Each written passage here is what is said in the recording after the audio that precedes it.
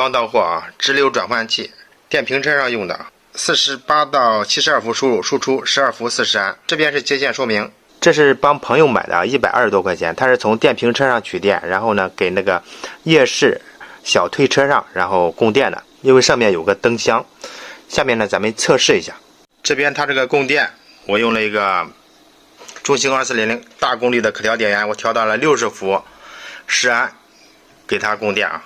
然后这个出来之后呢，我用了2根线，一根细的，你看一根粗的，这样并联起来都接到正负极上。因为待会儿大电流测试的话，这个细线会发热，这会有压降。现在是12.15伏，咱们先25安进行放电，开始25安，然后285瓦，这边5.6安，直流前表卡一下啊，看一下25.16，这边是25安放电。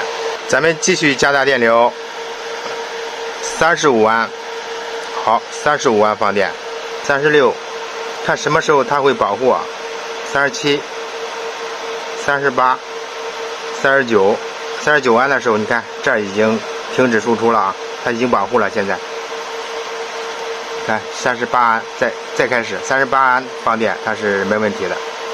400多瓦，它那个灯箱我也不知道多少瓦啊，到时候测量一下。我把这个数据清零了啊，这是0。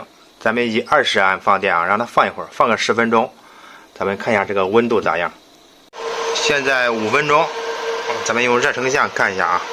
现在是热成像录着声音啊，你看这个红点，中间红点的话，它测的是里边啊，里边很高啊，最高显示70多度。咱们看上边吧，上边的话，右边这边你看手摸这块是比较高的，最高是47度，这边明显温度要低，说明大功率这个管子在右边。咱们等10分钟再看，马上10分钟啊，咱们继续用热成像看一下，这比刚才要高了。咱们看一下啊，还是看上面吧啊，看上面就是红圈，它指的是最高温度啊，接近52度，51.5。你看这个温度了，它这个风扇为什么还不转呢？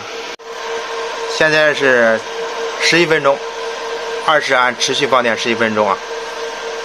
它那个灯箱功率应该没多大，到时候现场我用前表再测试一下。这两个不是一个东西啊，这个是我整天组装那个中兴2400可调电源，这个是电子负载仪，然后还有这个热成像啊，我以前都介绍过。有个合集，你想了解的话，你去翻那个合集，使用方法呀，包括这个组装过程啊，都有。你有兴趣可以翻那个啊。不然有很多朋友视频后面又问我，中兴2400能放电吗？又该问这个了，它俩不一个东西啊。好了，咱们下期见，拜拜。